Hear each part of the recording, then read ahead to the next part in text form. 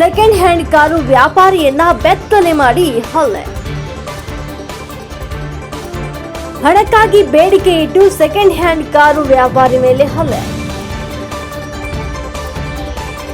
ಬೆತ್ತಲೆ ಮಾಡಿ ಮರ್ಮಾಂಗಕ್ಕೆ ವಿದ್ಯುತ್ ಶಾಕ್ ಕೊಟ್ಟು ಟಾರ್ಚರ್.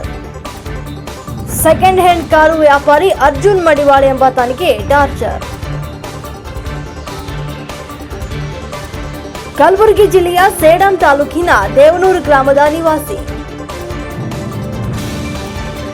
ಕಲಬುರಗಿ ನಗರದ ಹಾಗರ್ಗ ಕ್ರಾಸ್ ಬಳಿ ಮನೆಯಲ್ಲಿ ಕೂಡಿ ಹಾಕಿ ಹಲ್ಲೆ. ರಮೇಶ್ ಎಂಬಾತನಿಗೆ ಸೆಕೆಂಡ್ ಹ್ಯಾಂಡ್ ಕಾರು ತೋರಿಸಲು ಬಂದಾಗ ಕೂಡಿ ಹಾಕಿ ಹಲ್ಲೆ. ಇಮ್ರಾನ್ ಪಟೇಲ್, ಮೊಹಮ್ಮದ್ ಮತೀನ್ ಸೇರಿ ಹಲವರಿಂದ ಹಲ್ಲೆ.